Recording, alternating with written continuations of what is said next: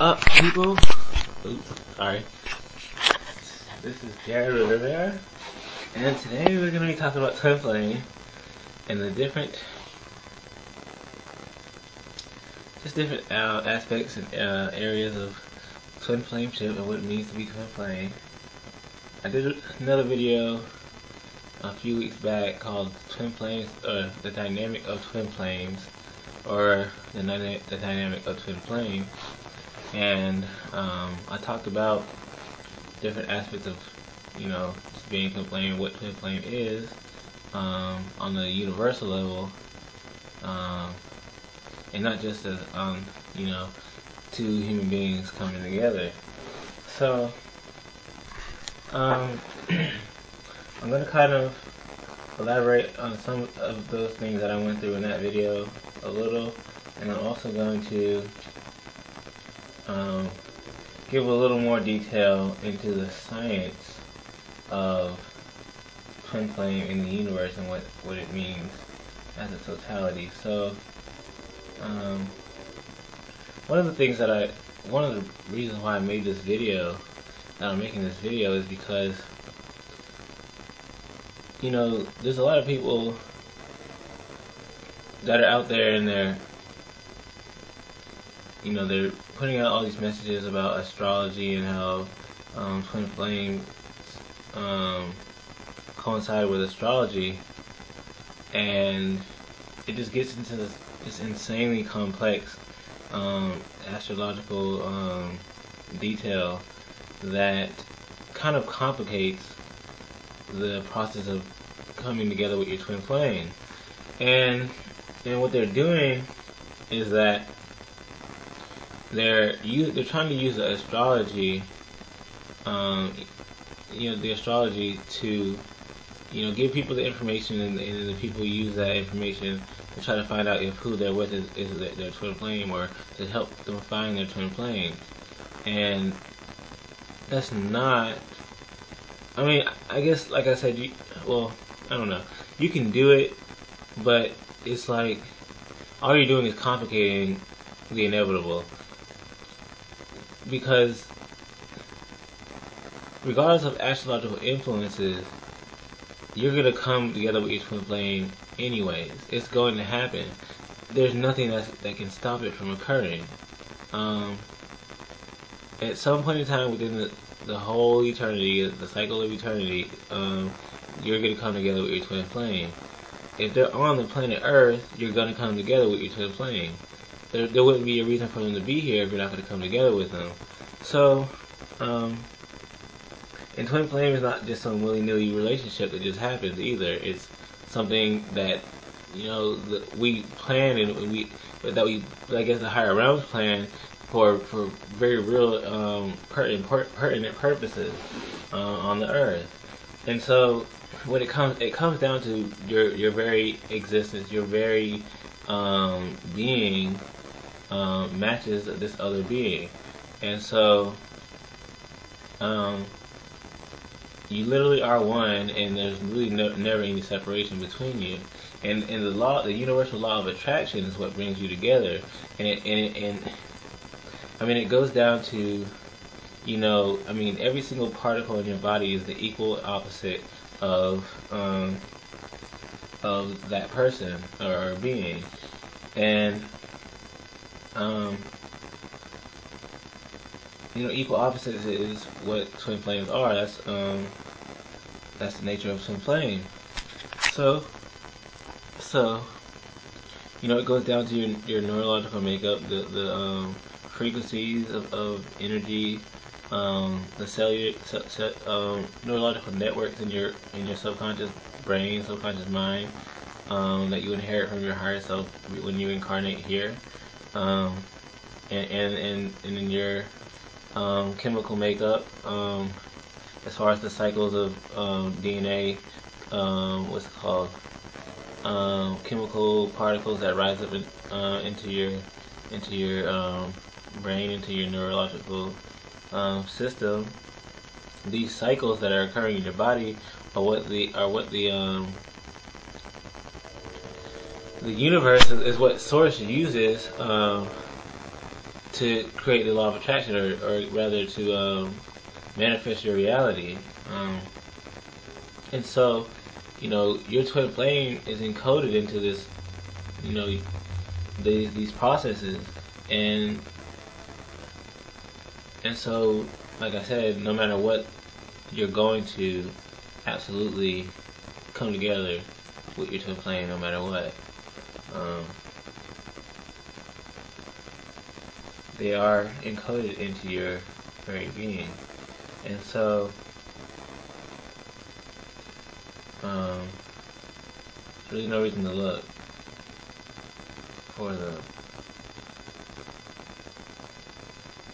So what the astrological part is for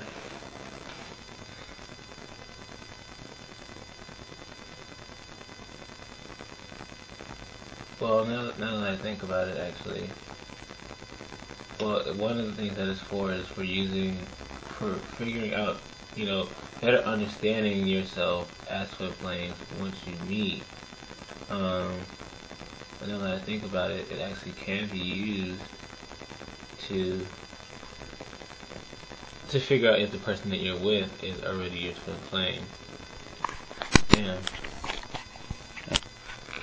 So I had to correct myself about that, and now that I think, it's kind of interesting to think about that you can be with your twin flame and not know it. And the only way for you to know, really, well, one is to ask your guides, to be connected in that way, and ask your guides, or become connected in that way and ask your guides, and they can confirm it. Your higher beings will be able to confirm whether or not you're a twin flame.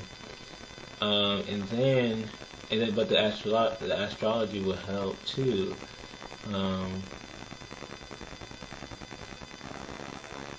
That's interesting. Because twin flames are because the way I think, because I guess I'm taking my situation for granted, in the sense that for me it was just told that my twin flame was on the earth, and we'd be meeting at a particular time, and her name was given to me and everything. And so, and then I learned through reading and through this experience and through my higher self that, twin flame relationship is the ultimate relationship, where it's just like nothing you've ever experienced, which is something that people can kind of confuse with just being in love, being head over heels in love or whatever, and they, everyone, they fall in love and they say, I've never felt this before, or whatever. And it's kind of like twin flame is kind of, better than that. I don't want to say better. But it's not really. It's on another level. Twin flame is more than that. I never felt this before. Twin flame is like, I'll never feel this again. Type of thing. So, so that is interesting. So I guess that's what the astrology is for. But regardless, you're gonna meet your twin flame. Anyway, it's just gonna happen. So, let's get into this here. These different facts about being twin flame. So, here we have this black circle, and it is representing source. It is representing pure source, pure consciousness, the field of pure potentiality, whatever name you give it, the truth, God, and all that. This is a perfect, intelligent field of purity, and that has created and maintains all things. And so, this field here is representing, is the perfect twin flame. It's the perfect twin flame of its own self. This is the perfect masculine and feminine being, which twin flames come down to masculine and feminine energies that are equal and opposite to one another. So obviously here you really can't decipher any, appearances of masculine and feminine or duality at all. So we're gonna split this up. and we'll say that one side is masculine, the other side is feminine, and you know, they're perfect equal opposites. But just like I said, it's really coming down to like a paradox thing where, you know, each side can be either. So, you know, it's just perfection right there. And then we're gonna move on to, is it this one? I believe it's this. So, see, we have these two circles, and let's say that these are, well, they can be different things, but we'll start here. Let's say that this is representing that same black circle as source, but now there are energies that are manifest within that circle, or within that field. And so we'll say that one of these sides is masculine and the other side is feminine. But again, you know, they can both be either. This can be masculine, this can be feminine. But when it really comes down to it, in truth, masculine and feminine are actually one, and there really isn't any masculine and feminine. They're only appearances for the sake of experience. And so we're gonna go, and we'll say that, okay, so let's just look at both of these. So, you know, you see these similar energies, and they can be representing anything basically, and including people. They can even be representing people, and so these are equal opposite energies, as you can see, and so they are twin flame. And just like I said, you know, they can be representing anything. So let's just say that this is source, this is a reality or some sort of realm or whatever. Even if you want to say it's just pure source and there's nothing else, there's just these two energies. In order for there to be some sort of experience, first there has to be something manifest, and then there has to be other aspects like interpretation and movement and movement and some sort of interaction. Oh, sorry about that. So what's going to happen is that these energies being equal and opposite are going to attract one another, and sorry I keep doing that, but they're going to attract one another, and then there's going to be some sort of interaction and sensation and whatever else, and some sort of ecstatic or in a very real sense orgasmic experience. And so you know, this is just twin flame in a nutshell. And I'm going to go in here again, and we're going to look at these two energies, and we're going to just kind of use our imagination, since I'm using very rough examples. We're going to just pretend that this is that black circle again in this source, and it's manifesting two equal and opposite energies. And so these are just very primitive primordial energies that are just masculine and feminine. There's really no way to describe them besides that.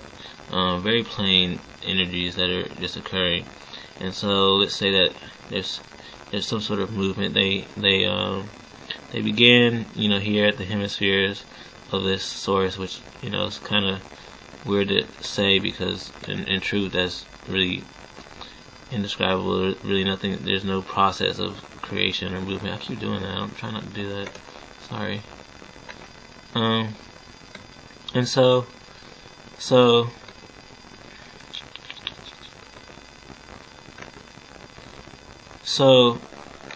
these energies, you can say that they move from, you know, these hemispheres, and they fill this space, and then they connect together. Because they are equal opposite energies, and they're the only energies, they're going to attract to one another. So it's just going to have them move together, interact with each other, and then we'll say that, you know, there's some sort of you know, collision. The reason, you know, when they collide,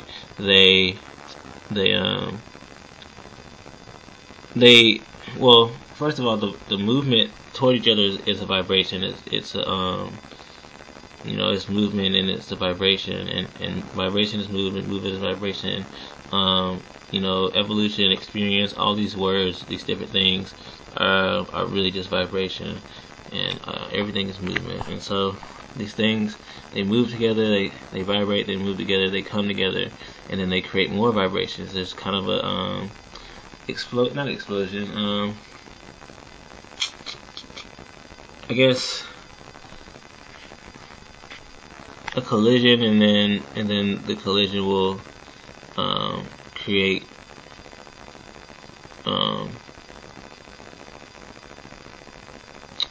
a we'll just stop it and do it. So and you know, it's just like any other, you know, impact. It's just gonna create vibration, and so we can say that these are two beings, two fields of energy, which every being is. We're just fields of energy when it comes down to it. And so every vibration that's created from this collision it can be looked at it as its own being. And so it's kind of like, in a sense, sexual reproduction. All of this is coming together, and then you know, creating a new vibration. So you know, in the earth realm, it's just a little more complicated process, and with far more details. And so we're gonna look at another picture really fast. Oh, that's not the right thing. We're looking at this one here. So let's just zoom in real fast, and you know, this is that same diagram, except there's a little more detail, and we'll just say that there's now a vibration being created here. The masculine energy is now, you know, I guess, is now kind of impacting the feminine energy, and you know, there's masculine energy manifested within the feminine, and then the feminine energy does the equal opposite. And so this is just some sort of movement and change that's occurring, and you can kind of look at it as being, you know, snapshots of the very, very, very, very earliest movement and change inside of creation. You know, that really all happens in one instant. There's really actually no process of creation. That all of creation is just one single instant that always has been, always is, and always will be. And so it, you know, this is as good as you're gonna get when you come to explaining things like this. So this is just something representing, you know, very primitive movement and creation and interaction between the masculine and feminine energies that will obviously create more experience, optimize the level and I guess detail of experience that is happening within this field that is with that this creation is contained within. And so wherever you see these this blue with the blue inside the red, there's some sort of experience going on here, you know, happening here. You can even look at it on very many levels. I mean, you can look at it on very many levels as you know, microscopic beings that are energies that are interacting with each other, or energies in the fourth dimension, or any whatever higher realm, interacting with each other that may be masculine or feminine, and creating some sort of, you know, new experience for themselves by interacting with each other. Or you can even say this is super far zoomed out in creation, and looking down on creation, and you know, there could be galaxies or universes, potential realities, timelines occurring in these lines here, and the same, you know, the equal opposite of that going on with where the red meets the blue. And then, there's so many ways you can look at it. For example, you could say that this entire thing is two hemispheres of creation, where one side is the feminine side, a very feminine side of creation, where you're gonna have all this creativity and very right brain type thinking, and really no logic or rationale at all, and over here you can have this very masculine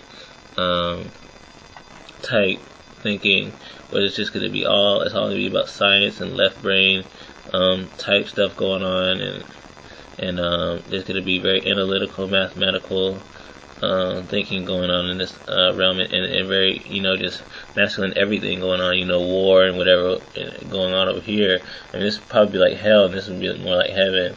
There would be a lot of peace and joy happening on this side, and then they're interacting, sources creating them, causing them to interact, so that there's a mixture of experiences, more optimization of the experiences, and then, eventually it will become more and more detailed until you have a reality like this, where you have all sorts of different masculine and feminine energies that are all within one reality, that are interacting and creating a very detailed experience. Everything in this world can be looked at in a sense, in an illusory sense, but in a sense, masculine and feminine. What it comes down to is, circular things are feminine. Roundness and smoothness and curves and things like this would be feminine, and straight and narrow and blocky and square and stuff like that. That would be considered masculine. And then it goes into other things too. But really it comes down to everything's really both. There's really no, and it goes into comparison too, where, this wallet having this, it's kind of squarish, but at the same time it's kind of round too, and has round edges and stuff, and it's smooth, would be feminine compared to this book over here on the floor, which is very rough, and it has it's very blocky and squarish. And then if I had a ball or something like that, it would be feminine compared to both of those.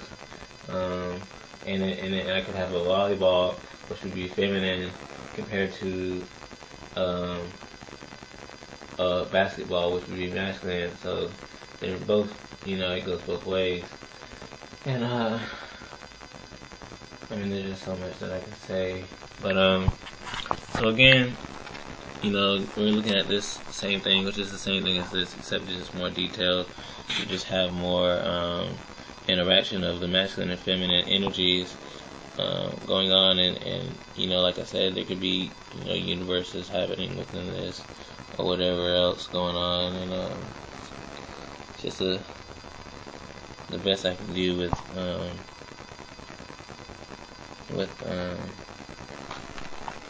the tools that I have. So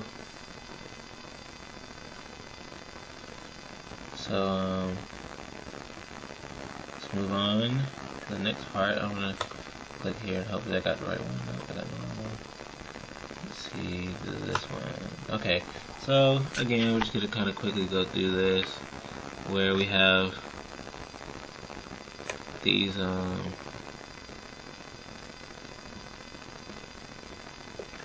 different energies that are representing whatever they represent. It doesn't matter what you get they are, but one is masculine, one part is masculine, one part is feminine, and we're looking at this like it's a vibrational wave, some sort of energy, whatever it is, and it's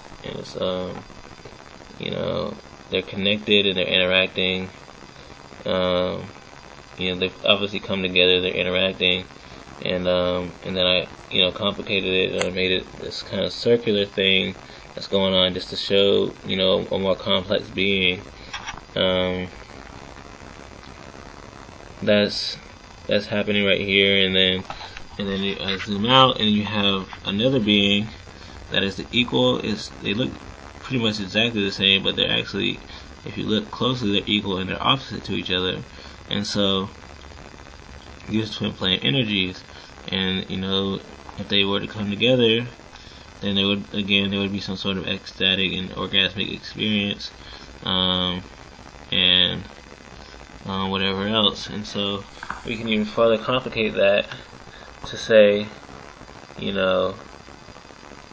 these within these strands, or whatever this being is, within this, if I could really zoom into this, you can say that this is made up out of very many particles, very many spheres or whatever else, and that this is actually far more complex than it looks.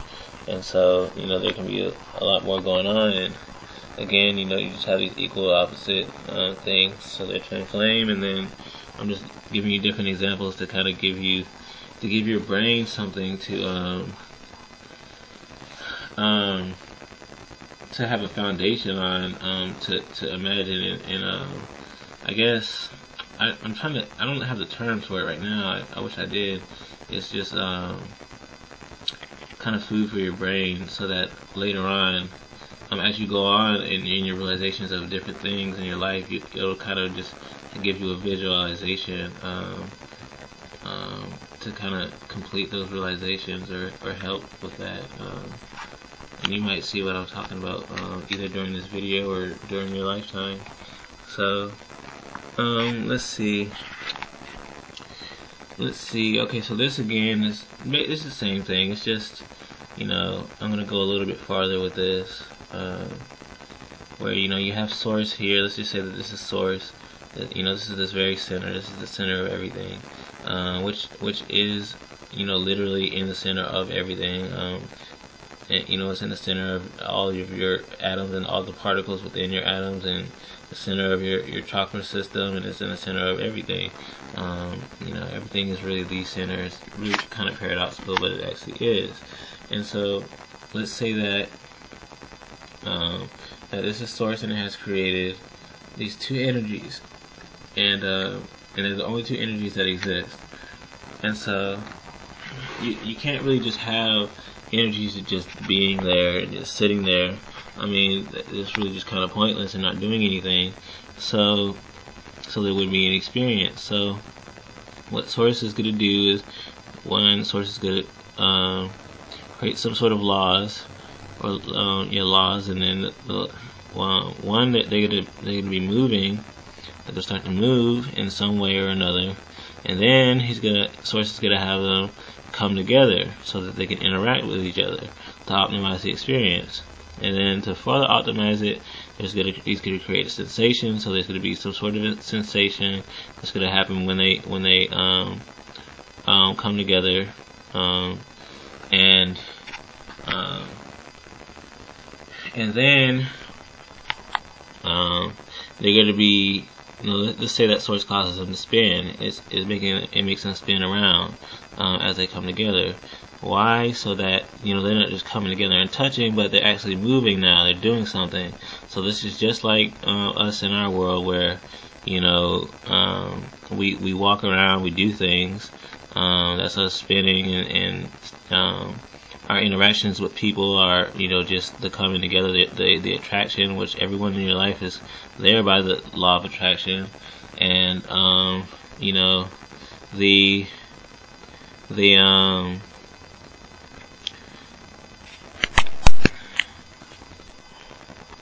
and so also we meet each other, and when we see each other, when we do anything, basically there's some sort of sensation or emotion or something from the interactions with other people, even from a distance. And so besides that, another thing that Spirit is going to do to optimize the experience is it's going to make them part from one another. And so this is them being equal opposite energies, and the only energies that exist. They are going to exist apart, come together, dance, do whatever, feel each other, and then split back apart again, and then experience their own experiences as separate beings, or apparently separate beings, and then return to the center, and take the experiences that they had, and integrate each other's experience, and then, which is another experience that is happening, and then they take those experiences that they integrated from each other and split back apart again. And so this is really the dynamics of all creation. If you think about it, this is not just between twin flames as being people, but this is really something that's happening on every single aspect of life. And you can just sit there and kind of contemplate on that and see what I mean. So we're going to move on to the next part, and we're going to go through this as fast as I can. So again, you have these energies here, whatever they are. They can be representing anything, and you can see that they're equal and opposite. If I zoom in here, you see that you have, and it's kind of hard to see, but there's darker blue, lighter blue on the outside, and there's darker blue on the inside, with the red, darker red on the going vertical, the blue going horizontal, and the purple in the center. And then here, you have an equal opposite thing, where you have the darker blue going vertical this time, and the darker red going horizontal, and the purple in the center. And so these are twin flame beings that they can be anything, and they're going to come together and do everything that I was saying before. And now let's look at this, where you have, let's say this could be anything, like for example, this could be universes. This can be a cluster of parallel universes, or a multiverses. So let's say that these are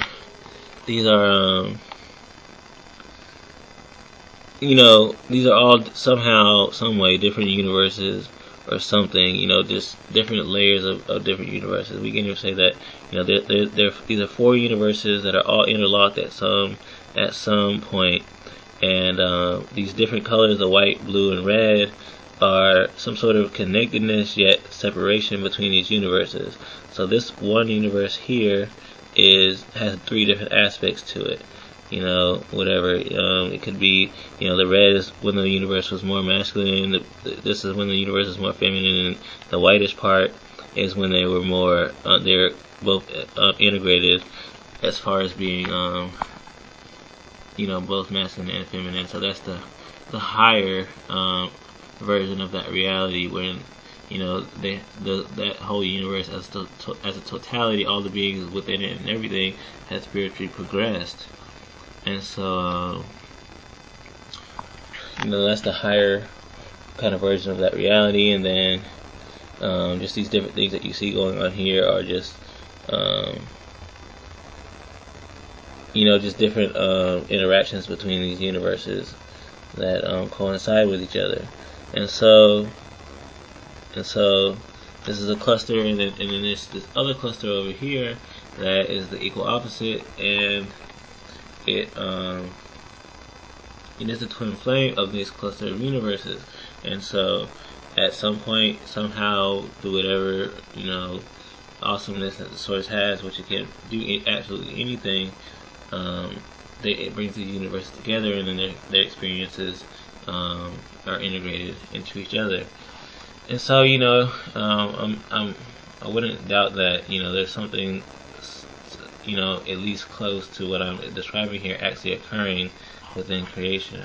And so and then I gotta go into this. Let's bring them down to being some sort of molecules. So now this is something like atoms, or some sort of molecules. And atoms are molecules, and we kind of generalize them as being atoms, and the world just being a bunch of atoms, but it obviously goes down lower than that, because there's subatomic particles, and then there's subatomic particles, and blah blah blah, even lower than that. And so by default, really, since molecule is basically just atoms that are um, together, multiple atoms together, then multiple particles together, making an atom makes a atom a molecule, and or something like a molecule. But so let's say that if you just look around or look at yourself and look at myself,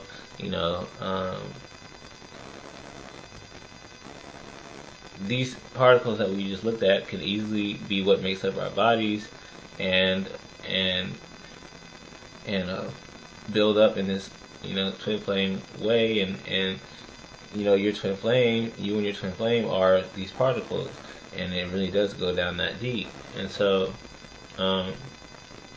there's that, and let me see. Move this light. Okay, so over here we have, sorry about that. So over here we have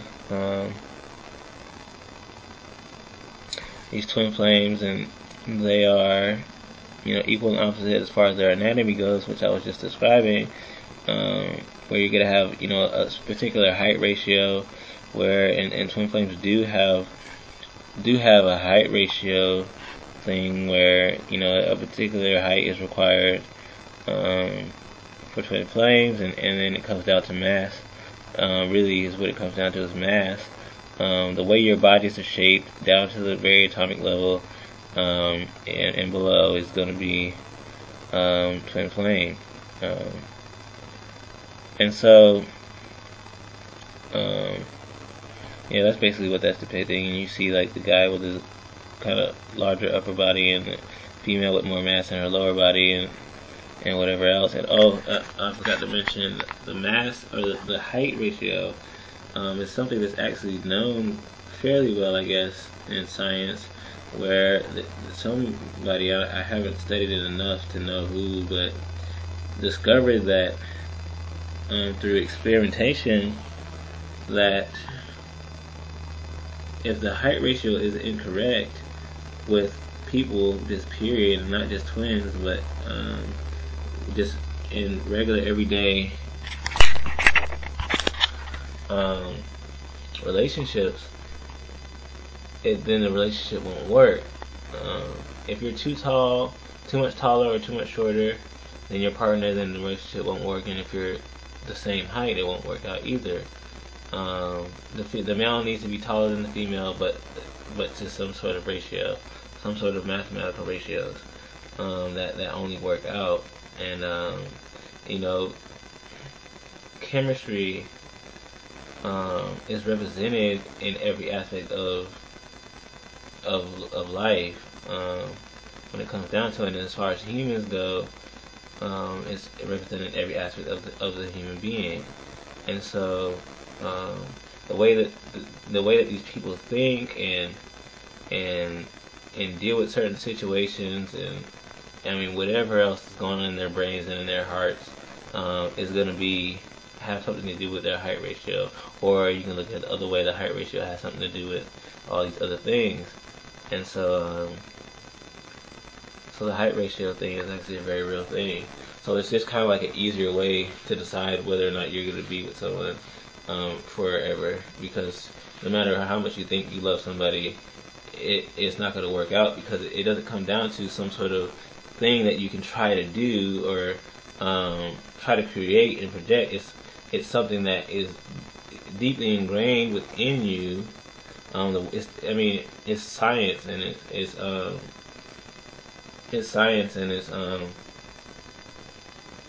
it's inevitable. There's nothing you can do about it. I mean, the way that you were created, the way that your neurological makeup is, I mean, you can do something about it.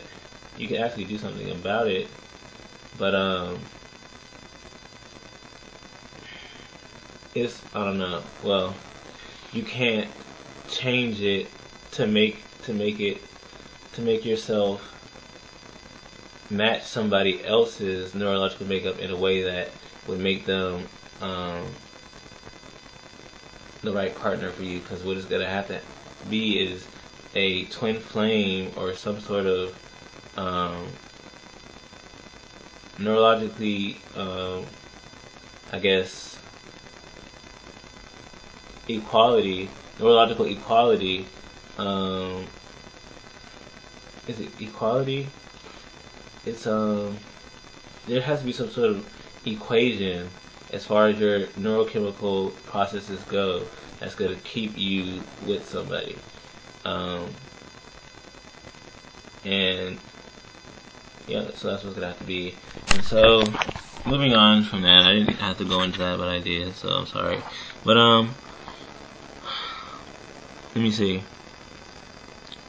So this very crude little drawing thing here is a representation of a planet. It's supposed to be a planet, and and so then you see these little guys. One's the masculine and one's the feminine, or you can look at it either way, going either way.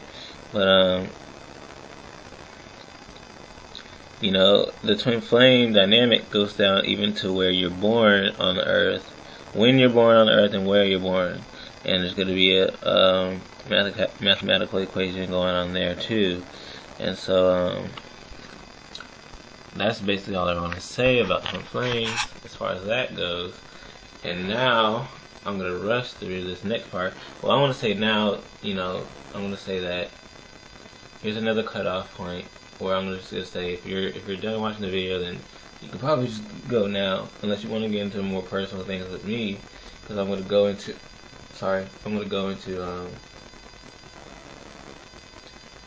you know, just more kind of personal things with me and my twin flame. His name is Angelina, and we're not met at this time. I was told about her in very great detail by the higher realms, and so she's known about me her entire life, but I've only known about her for about a year and a half, and we're supposed to meet soon. And so that's another video for another time. But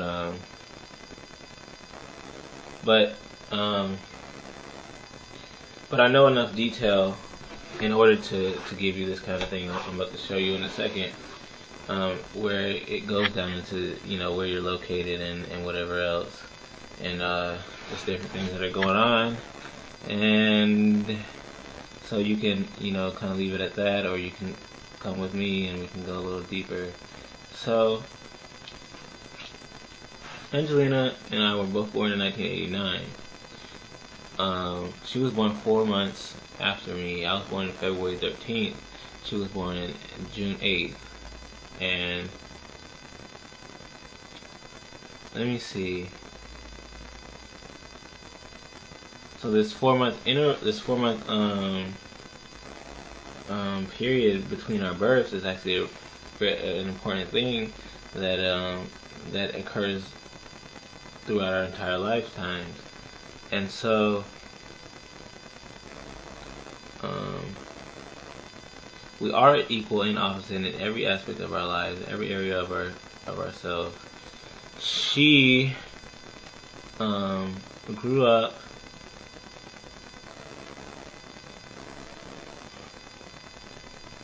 being kind of more, I guess say spoiled to some extent, and just more materially wealthy and what have you, and yeah, and so she was kind of more she was more privileged than I was growing up, but she was still a good person. She was still a good kid. Like, she wasn't really so much of a brat necessarily. And so and growing up in school, as far as school goes, when she was a kid, she was in elementary school. She was, you know, didn't want to do her homework and whatever else. You know, she just wanted to go home and, you know, just slack off in whatever different ways and stuff like that. But it was later on when she got into high school that she really started, you know, being, you know, on a roll, or at least getting A's and B's and just passing, and was more involved also. And so I was actually basically the opposite of that, where well, we always meet in the middle at some point where um, where I was less privileged, but really not really, because just like I was saying, she was privileged, but she's not like she was rich or anything like that. But for me, I was less privileged, but we weren't like completely just broke or anything like that. We still had stuff, toys and video game systems and stuff like that. And and but again, I was more of a brat than I really should have been, growing up that way. But at the same time, I was still humble, and still humble, or at least I became humble. I recognized that I was humble at the same time. And so there's kind of a balance of those two going on with both of us. And but for me in school, I was really very good in kindergarten through fifth, and then sixth grade it just went downhill. And she got her first A. Well, she started to pass, not her first A, but she started to pass, and in sixth grade. And so, let me see.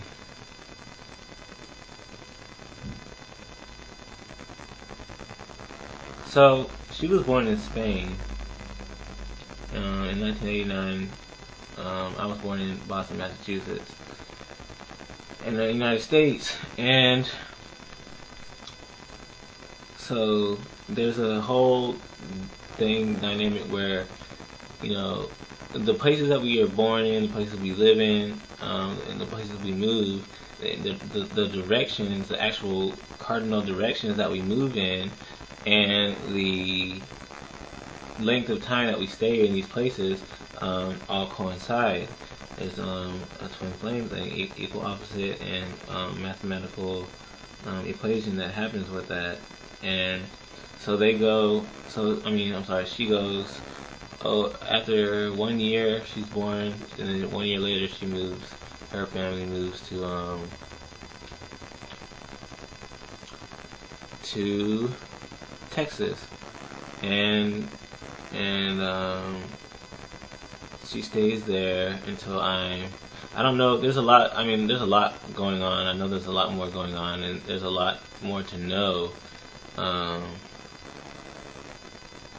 Because I channeled most of this, or all of this information, and like the really detailed details I don't know, and I haven't channeled yet. So I'm kind of giving these generalizations right now. I'm not going to be able to do what I really want to do, is really go and really kind of prove, in a sense, all the things that I'm saying. But I'm really just going to have to kind of let you go off of faith of what I'm saying. And so she lives there until, well, she continues living there, and when I'm 4, so this is 4 years later, or 3 years later after that, I moved to Georgia. And so, like I was saying, there's a 4-month thing that happens, that keeps appearing in our lives, and then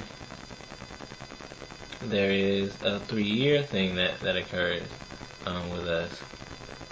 And so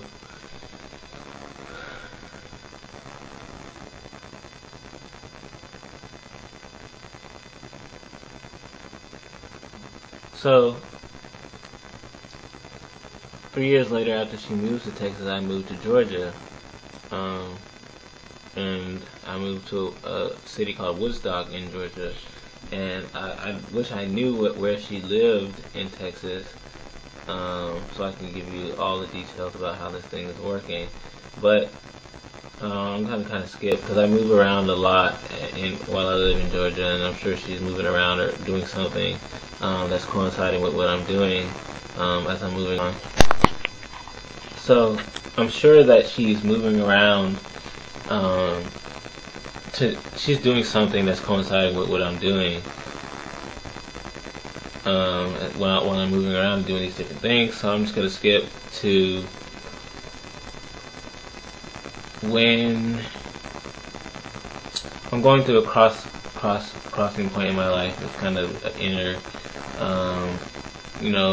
turmoil kind of period where it's just a period where there's just change occurring in my life, and there's obviously for her the same things happening.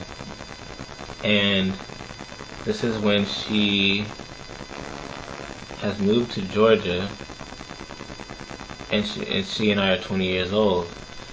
And actually, let me think about this. Is she 19 still or 20? Because she's 4 months younger. So let me see. Well, I'm 20 years old, and she very well may have been 19. Oh no, she was definitely 19, and so she was 19 at the time.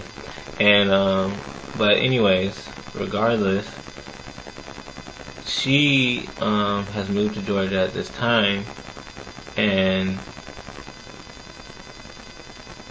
I was living in Marietta, Georgia.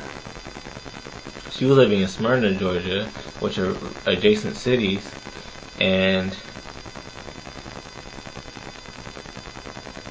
I had gotten a car and I was driving around. I think I was looking for a job, and I had visited Smyrna for a brief second, and I stopped at a gas station, and I got out of the car and went inside this gas station into the store, and paid for the gas. And as I was coming out, she actually, my higher self and my guides told me way later, actually this year or last year. I don't know if it was this year or last year. I think it was. I don't know. I don't even remember. But it was fairly recently. Told me that we actually crossed paths. She actually walked into the store as I came out of the store, and it's just like one of those things where she just crossed my peripheral vision, so that I didn't even see her at all, and so this is kind of just like a meeting, a smaller representation of the meeting that will occur soon, later on, and it is a culmination point for both of us, where our lives kind of changed after that time, and there's all this stuff that goes on with our lives on Earth, with the relationships between us and other people in twin flames as well, where she's always ahead of me in certain areas, and I'm always ahead of her in certain areas, and then we crisscross at certain points, and it's paradoxical, so that it's always happening, so that we're always equal. We're always ahead and always behind each other, all at the same time, and so it gets really confusing to try to explain, but it would be way easier to see if I had like diagrams or something like that. But so for her, for me, I'm going through an inner transition, and she's in the process of going through a material transition, but at the same time, she's in the process of going through an inner transition, and I'm going through a material transition as well.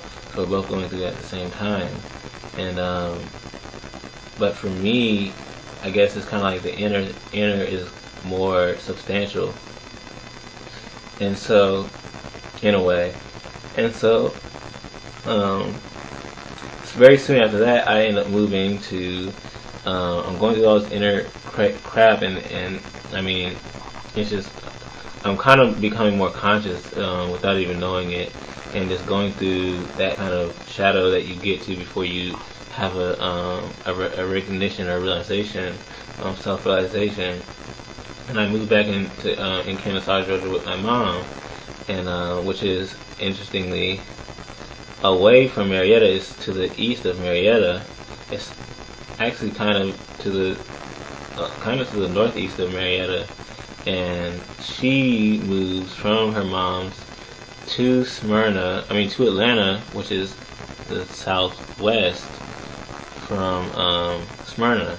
And so it's interesting because if you were to look at it, I gotta do it on here. So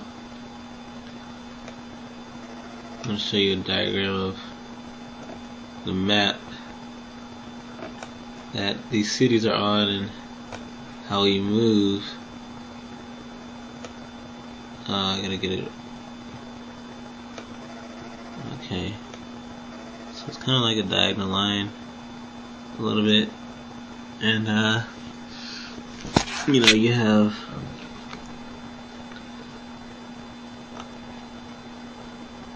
Smyrna being here, Marietta kind of being, you know, here, Kennesaw here,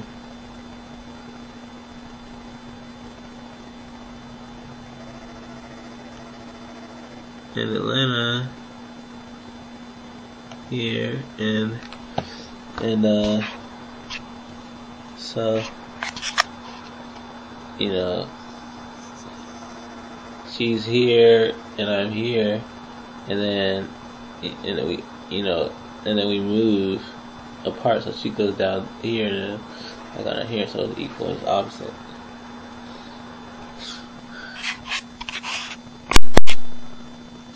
Let's see what happens.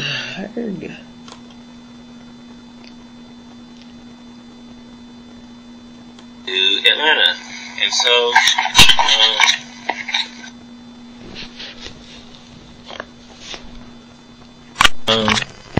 so there's this 4-month thing that's happening, and then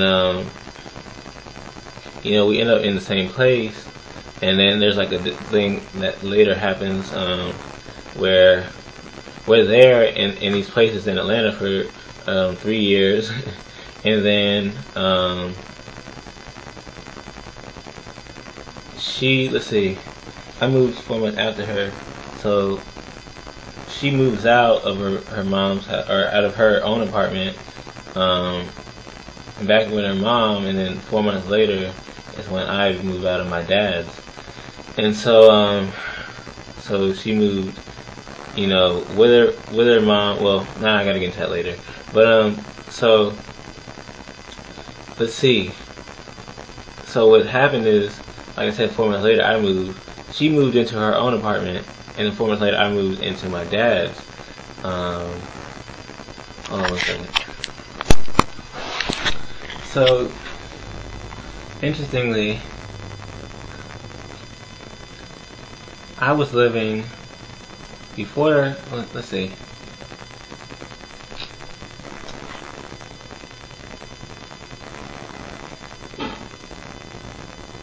Yeah, I lived on my own as a teenager,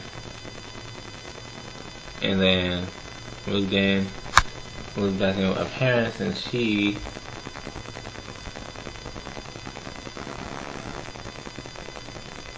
was with her parents, and then moved back and moved out on her own. And so we're there for 3 years, and then 4 months before I move out, she moves out.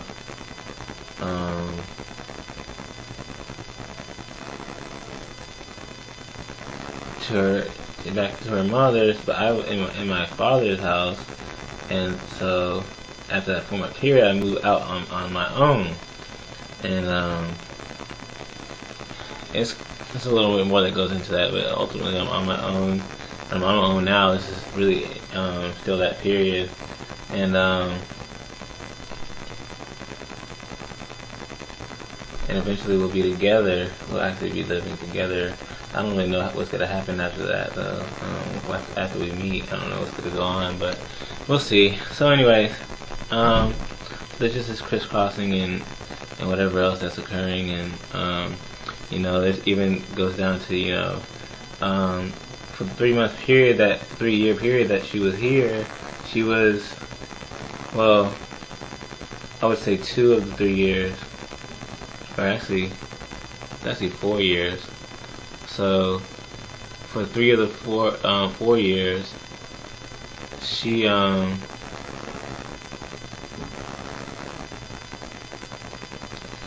she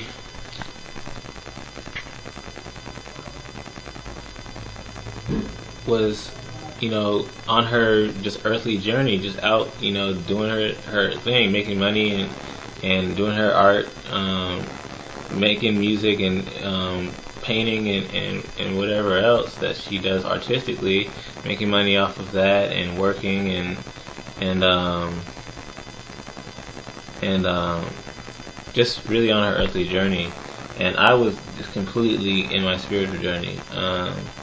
You know, she's a more earthly based person where, you know, she's got experience traveling and just going to different places. It has a life basically and gets out more.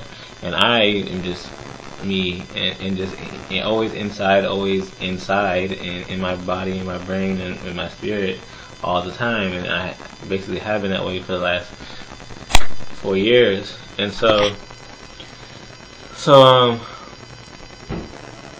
then this kind of next level kind of period starts to occur for both of us, where well, she just begins her spiritual journey, and this was a year and a half ago. So she just begins, you know, kind of waking up spiritually, and then she's kind of taken up by God, and which is just something that's being added on to my understanding of what's been happening with me for the last year and a half. It's kind of funny to say it like that, because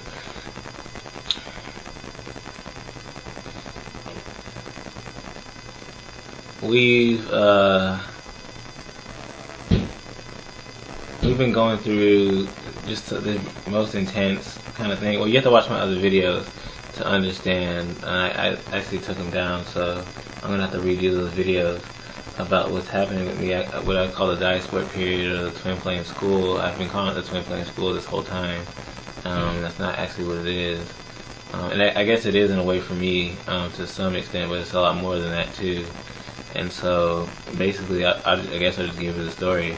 God, it's crazy to say it, but the actual source itself, because higher beings influence human beings as far as guidance goes on different levels, and in other ways too. There's different details about how the higher beings interact with human beings all through history and even today. And the source itself comes to me and takes over my kind of hijacks my consciousness in a way that it kind of brings me through this kind of schooling period, very, very intense and challenging schooling period that I'm still in now. And it's just, overall it's a negative thing, so it would be kind of like the masculine side. And then God does the same thing to her on her side, but well, what it does is overrides your vibration and overrides your reality, so that it's basically your reality is no longer your reality, so that what you're putting out and doing and the way you feel and are is being reflected to you, but it's just whatever the source is intending through you, that's what your reality is. And so it does the same thing with her, but it takes her to a higher level, the feminine side, and does the equal opposite thing on her side. And so that's where she is now, and that's where we've been for the last few years. And in her world, though, she still has the ability to be material, in a sense, and she's just getting all the perks of being in this very light and loving, very just generous and awesome world, where she can just enjoy herself in that sense and grow spiritually at the same time, just from, you know, being on a spiritual journey and being around these loving beings and being with the source in that higher sense. And then there's other things that go on too. And then for me, you know, I'm experiencing basically the complete opposite of that, where I'm growing still intensely spiritually like I was before, but I get to kind of experience the world or go out in the world, but the opposite, because basically what happened, let's see, I don't know, I guess I just started interacting with people a little bit more, and blah blah blah, and then later on, I was like homeless, and so I was kind of really just out there, having to get up and walk and just get my life together, get a job, and do basically everything. Basically, start from square one, trying to get my earthly life in order because I focused on spiritual so much. I didn't have anything. I was basically having to be sustained by other people, my parents and my dad in particular, and my good friends, for money and groceries and whatever else, because I was so inner that I didn't have any stability or foundation as far as the earth goes. And so I went through that, and I'm still going through that to some extent. So there's equal opposite going in every single aspect of our lives. And so, like I was saying, let's go back a little bit because I kind of skipped over things.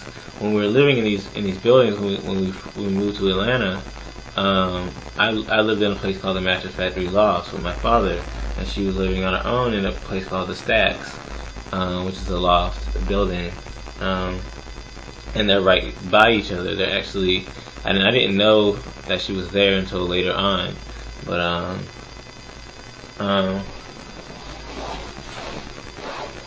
and so after over 3 years of living there, and then my guys told me that she was there, but there was kind of this, well, I was just told that I couldn't go see her yet. So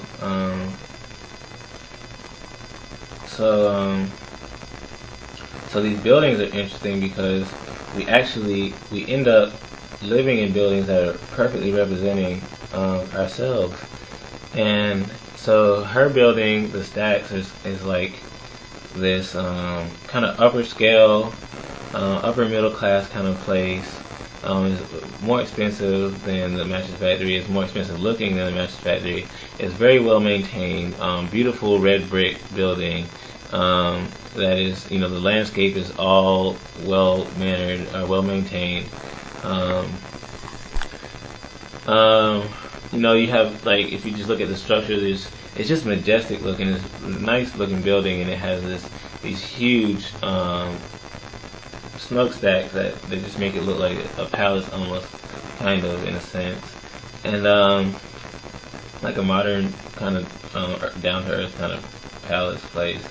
And but at the same time, and that's like a, well, like I was saying, the way she grew up, it's a representation of a side of her. But at the same time, there is this, really down to earth kind of environment that goes on in these, in what they call lofts, which are usually very artistically oriented places. And so there is that side of it as well. But it's more upscale and less of the down to earth side. And then there is the artistic environment that represents the artistic side of her, which she is an artist, and so in more than one way. And in my building is my very humble kind of palace, where both of these places are pretty popular locations in Atlanta, and they're right outside of downtown, and it's a smaller building.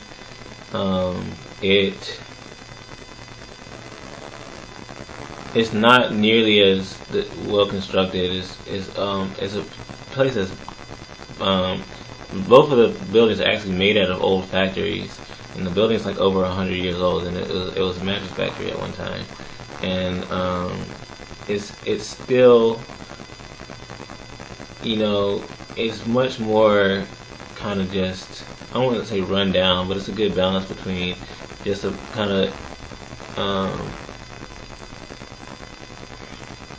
nice. It's just a good balance of being nice and not so nice, and it's a down to earth place as well, and so it has that balance of being kind of nice in some ways, and in others it's just very, I don't know, urban kind of thing that's going on. And so one of the things is that, you know, it extends beyond the buildings themselves. You know, for me, being the more, I guess. Oh, I forgot to say that the Match Factory is a very artistically oriented place too, and it does. And I'm an artist as well, and it does represent me very well. The way that I grew up, the humbler, growing up, and just everything about my life was kind of represented in that building. And so, let me see. So, and then it even extends out farther. If you go to the top of my building or her building, you can look either way, and you can see the other building. And it's one building here, then the other here, and then in between is this this large cemetery that's in the middle, and then right in front of that is a train track. The transit, they call it the MARTA in Atlanta. The MARTA train track transit station, and then right beside that is the freight transit system, or freight train, or the freight railway, and so it's just like there's this barrier that's there in front of us, and then there's the cemetery, and kind of the train track too, is this barrier that's in between our palaces. And so so it kind of separates us, just like how we're separated from each other. And then, if you look over to the east or to the west of my building, it's there's downtown. It's right there, and we're closer to downtown on my side, which is more of me. It's more, representing just us growing up as we're not really ghetto, but we kind of are at the same time. Really just, I don't know what word to use, but we're just kind of really down to earth people, me and my family, and just have a good balance of that. And so when so you have downtown over there, and then to the east, and then to the west on her side you have a place that's called Emmon Park, which her building is closer to that side of Atlanta. And so Emmon Park is kind of like the upper scale side of the city, or rather than saying upper scale, it's kind of like just the side that represents hers. It's different, obviously, than downtown, and it's houses instead, and it's going to be kind of middle class, just regular middle class people, and then that. So there's that, and then if you actually go around the back side of both of our buildings, like we're just outside of downtown. I'm closer. She's a little bit farther, just a little bit farther. But around the other side of us, where our buildings are actually really located, is called Grant Park, and so we're kind of like downtown / Grant Park in a sense, but which is more upper scale, but it's I guess it would say it's upper middle class. And so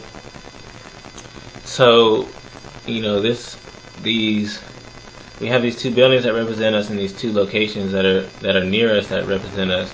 And then Grant Park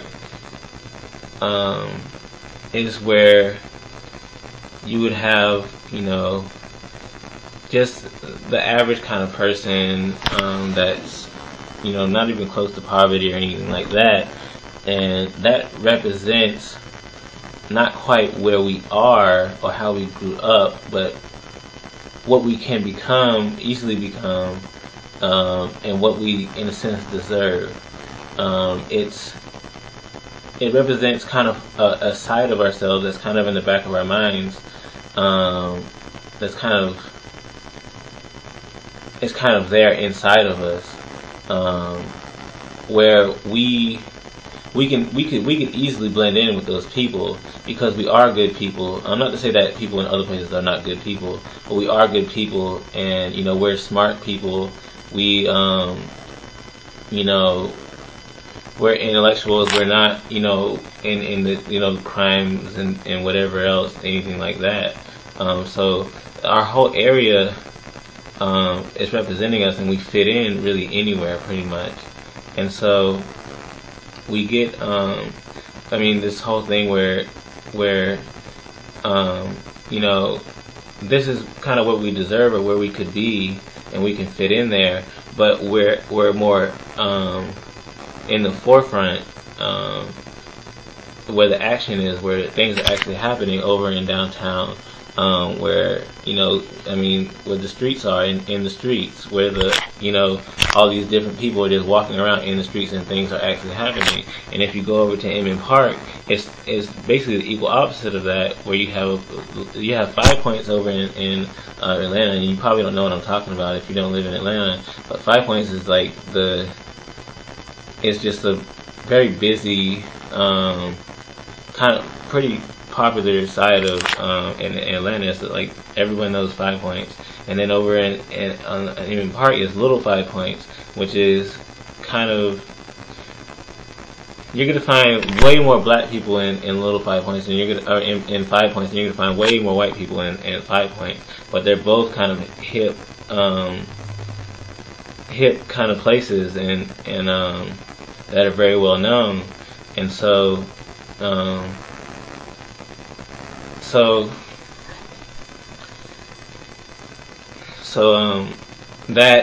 that is just a perfect representation of the kind of people we are, on different levels, but our actual locations, because these places that are off to the side and behind us are representing where they would be in our minds and inside of us, inside of ourselves, and our behavior.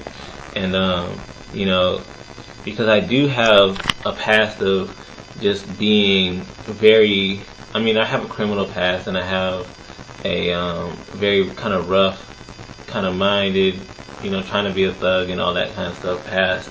And I don't know what goes on with Angelina in her mind and whatever else she has going on, so I really can't judge how these kind of areas would coincide with what's going on with her. But like I said, I have basically my whole environment is represented within myself, and the actual locations are actually more us than any of these surrounding areas. And so then it goes down to everything about our lives. Like, for example, we're both artists. We both sing and we both dance, but she paints, and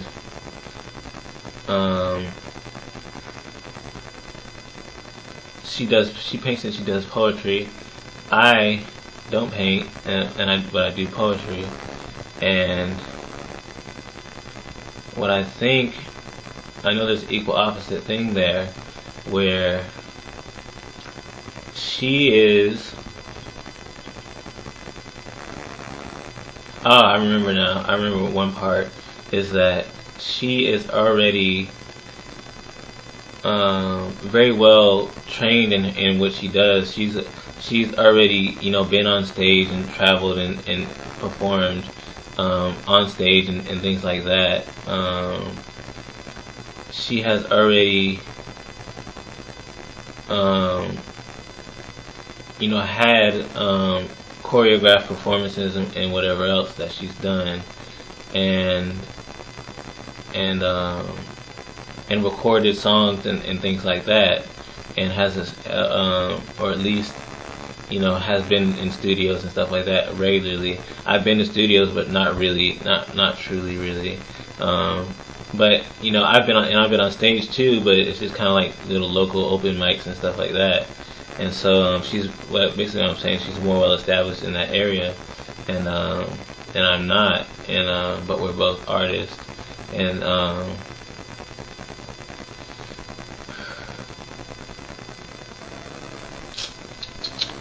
let me see.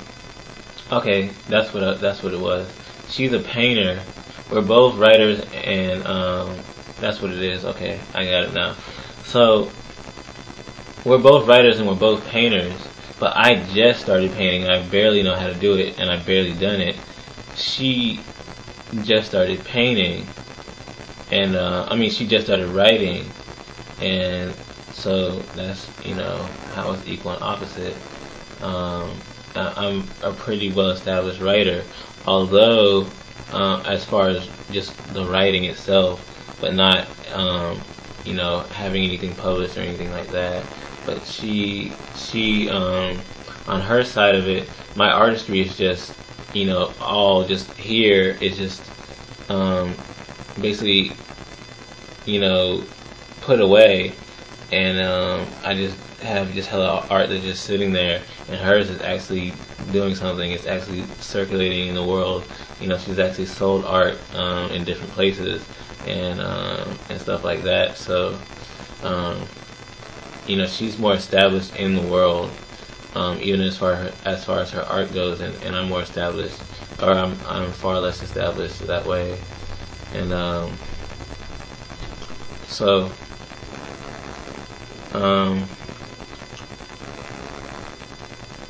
yeah, that's basically it. As far as I know, I know that, well, there's a lot more actually now that I think about it, because it goes to the planet that she was incarnated on before she came incarnated on the Earth, and just a whole huge story that goes with that coincides with me on the Earth, and us on the Earth, and our families on the Earth too. So it's just a huge thing that goes along with that, and the Earth and another planet being kind of twin flame, in our solar system, and their solar system being twin flame star systems and stuff like that. So anyways, that's just basically what I wanted to say. I'm sorry for all the just kind of discombobulation and whatever else that's been going on during the video. But I hope that you got something out of it, and I hope that you enjoyed it to at least some extent. And I hope that your journey is well, regardless of if your twin flame is here or not. And just enjoy your lives. Much love to you, and I do very much so appreciate it.